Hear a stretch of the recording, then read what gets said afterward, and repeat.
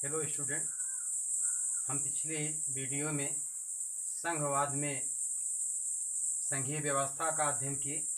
आज हम अध्ययन करेंगे भारत में विकेंद्रीकरण।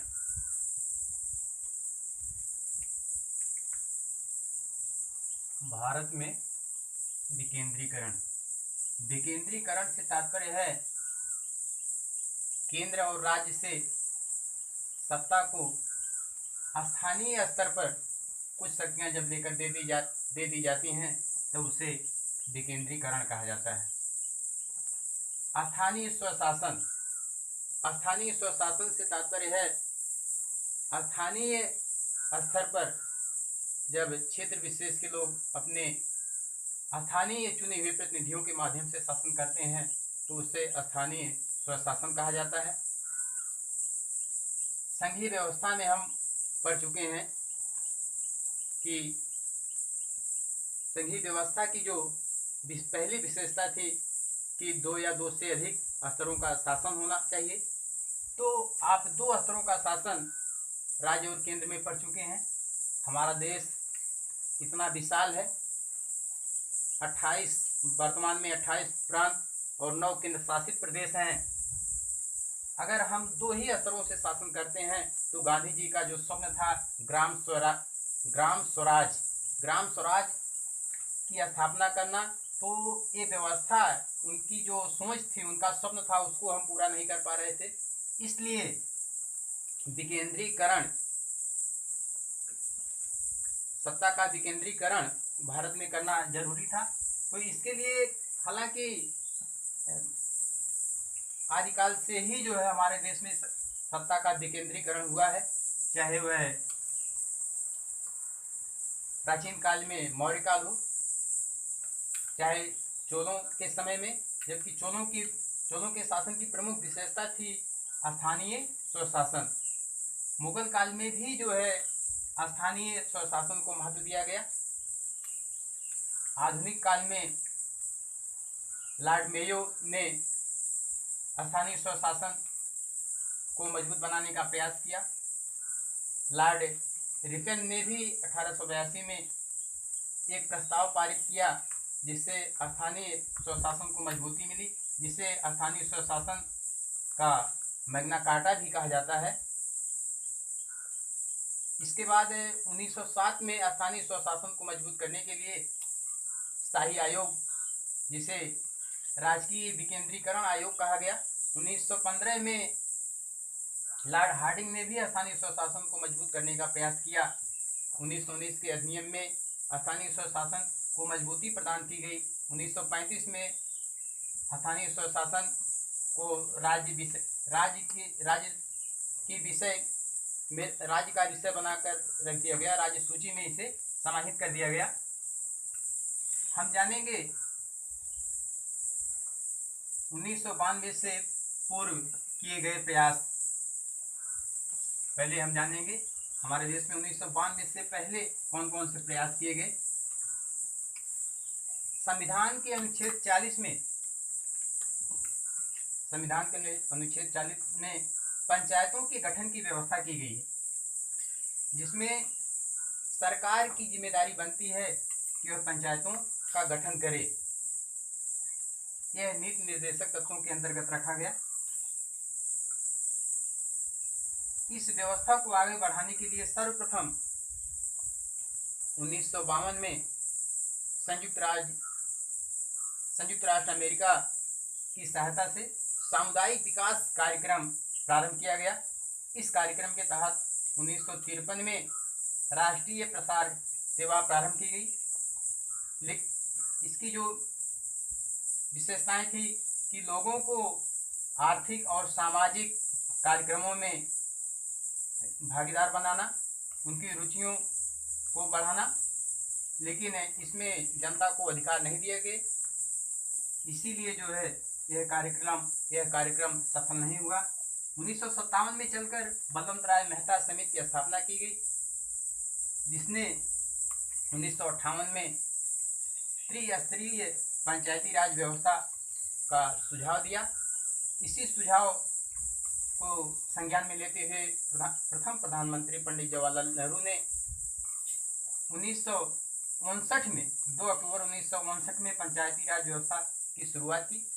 लेकिन इससे पहले 1958 में ही आंध्र प्रदेश में इसका कार्यक्रम प्रारंभ किया जा चुका था। लेकिन सर्वप्रथम अगर प्रधानमंत्री के हाथों द्वारा कार्यक्रम की शुरुआत की जाए तो गांधी जी के जन्मदिन पर 2 अक्टूबर 1959 में पंचायती राज व्यवस्था की राजस्थान में नागौर जिले में शुरुआत की गई और इस प्रकार पहला राज्य राजस्थान बना जहां पंचायती राज व्यवस्था प्रारंभ की गई। इसके तहत ग्राम पंचायत और नगर पालिकाओं की स्थापना की गई। लेकिन इसमें कुछ कमियां थी।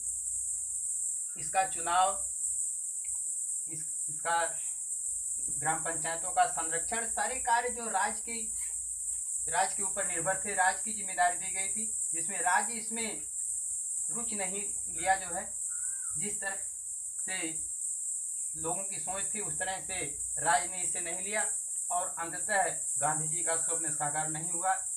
इसके लिए और आगे प्रयास किए गए। 1977 में अशोक मेहता समिति बनाई गई जिसने 2 स्तरीय पंचायती राज व्यवस्था का सुझाव दिया और दलीय राजनीति की व्यवस्था दी कि दल अपने प्रत्याशियों को उतारे, अपने सिंबल पर चुनाव लड़ाएं। लेकिन इस सुझाव को नकार दिया गया। इसके बाद 1985 में PVK राव समिति गठित की गई। इसने भी 4 स्तरीय सुझाव दिया कि राज्य स्तर पर राजकीय विकास परिषद और जिला स्तर पर जिला विकास परिषद और मंडल स्तर पर मंडल पंचायत और ग्राम स्तर पर ग्राम पंचायत का सुझाव दिया। इसके साथ साथ इस समिति ने भी सुझाव दिया कि SC ST और महिलाओं को आरक्षण भी दिया जाए। लेकिन इसके सुझाव को भी नकार दिया गया। 1986-87 में ML सिंघवी समिति गठित की गई जिसने स्थानीय स्वशासन को संवैधानिक दर्जा प्रदान करने का सुझाव दिया। लेकिन इस समिति के भी सुझाव को लागू नहीं किया गया। इसके बाद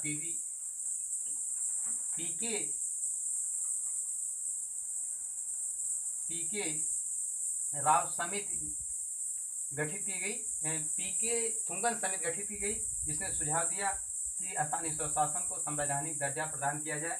इसको संज्ञान में लेते हुए ML सिंघवी समिति और PK थुंगन समिति को संज्ञान में लेते हुए वर्तमान प्रधानमंत्री 1989 में राजीव गांधी ने 64वां संविधान संशोधन लोकसभा में पारित करवाया। लेकिन राज्यसभा में यह पारित नहीं हो पाया। फिर उनका प्रयास वहीं का वहीं रह गया। इसके बाद 1992 में प्रधानमंत्री PV नरसिम्हा राव के शासनकाल में पंचायती राज व्यवस्था लागू की गई जो 73वें संविधान संशोधन के द्वारा 1992 में पंचायती राज व्यवस्था की स्थापना की। इसके तहत गांव में ग्राम पंचायत, इससे ऊपर क्षेत्र पंचायत और जिला पंचायत की स्थापना हुई। जिस गांव की आबादी 1000, कम से कम 1000 अगर वहां की आबादी होती है तो वहां पर ग्राम पंचायत की स्थापना की जाएगी। इस प्रकार वर्तमान में 1000 से 30,000 तक आबादी वाले क्षेत्र ग्राम पंचायत के अंतर्गत आते हैं। कुछ ग्राम पंचायतों को मिलाकर क्षेत्र पंचायत की स्थापना की जाती है और कुछ क्षेत्र पंचायतों को मिलाकर जिला पंचायत की स्थापना की गई है।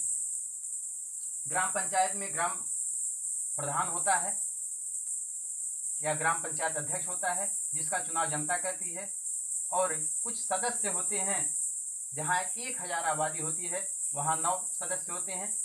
जिस ग्राम सभा की आबादी 2000 हो जाती है वहां 11 और जहां की 3000 हो जाती है वहां 13 और जहां 3000 से ऊपर आबादी होती है वहां 15 सदस्य होते हैं। क्षेत्र पंचायत में क्षेत्र पंचायत अध्यक्ष और सदस्य होते हैं। क्षेत्र पंचायत अध्यक्ष का चुनाव क्षेत्र पंचायत के सदस्य करते हैं और सदस्यों का चुनाव जनता करती है। जिला पंचायत में सदस्य और अध्यक्ष होते हैं। सदस्य का चुनाव जनता करती है और अध्यक्ष का चुनाव सदस्य करते हैं। इनका कार्यकाल 5 वर्ष रखा गया। और नगरीय व्यवस्था 74वां संविधान संशोधन 1993 में करके नगरीय व्यवस्था प्रारंभ की गई। नगर पंचायत, जिस गांव की आबादी 30,000 तक पहुंच जाती थी, वहां नगर पंचायत की स्थापना की गई। इसमें एक अध्यक्ष और सदस्य होते हैं। नगर पंचायत का जो प्रमुख होता है उसे अध्यक्ष कहा जाता है और सदस्य होते हैं। नगर पालिका में भी जो है, जहाँ की आबादी, जिस नगर पंचायत की आबादी 1 लाख से ऊपर होने लगती है, वहाँ नगर पालिका की स्थापना की जाती है। 1 लाख से 5 लाख तक की आबादी तक जो है नगर पालिका रहती है। और नगर पालिका के प्रमुख को नगराध्यक्ष, नगर पालिका अध्यक्ष कहा जाता है। और जहाँ की आबादी 5 लाख से ऊपर होने लगती है, 10 लाख तक, वहाँ नगर निगम की स्थापना की जाती है। नगर निगम के सदस्यों को पार्षद कहा जाता है और नगर निगम के अध्यक्ष को मेयर कहा जाता है। अगर जिस क्षेत्र की आबादी, जिस नगर निगम की आबादी 10 लाख से ऊपर होने लगती है, तो वहाँ पर महानगर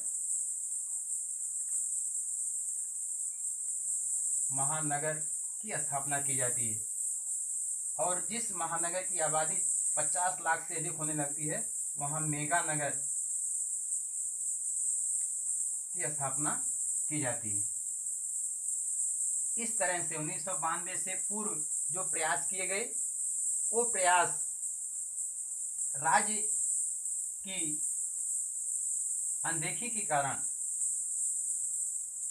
सफल नहीं हुए। लेकिन 1992 के बाद आज पंचायती राज व्यवस्था जो संज्ञान में आई, उसकी कुछ प्रमुख विशेषताएं इस प्रकार थी कि नियमित चुनाव होने लगा। इससे पहले 1992 से पहले नियमित चुनाव नहीं होते थे। ये राज्य के ऊपर निर्भर था, वो कब चुनाव कराए कब नहीं कराए। लेकिन अब जो है 5 वर्ष के बाद नियमित चुनाव कराना अनिवार्य कर दिया गया। राज्य निर्वाचन आयोग, इससे पहले कोई संस्था नहीं थी जो पंचायतों के सदस्यों का चुनाव करवाए। लेकिन 1992 के बाद राज्य निर्वाचन आयोग की स्थापना की गई। पंचायतों में आरक्षण की व्यवस्था की गई। SC ST के आरक्षण की व्यवस्था की गई। 1/3 महिलाओं को भी आरक्षण दिया गया। राजस्व की व्यवस्था की गई कि कुछ केंद्र और राज्य अपने राजस्व में से पंचायतों के विकास के लिए कुछ हिस्सा देंगे। इस तरह से 1992 के बाद आज जो पंचायती राज व्यवस्था है, यह गांधी जी के सपनों को साकार कर रही है।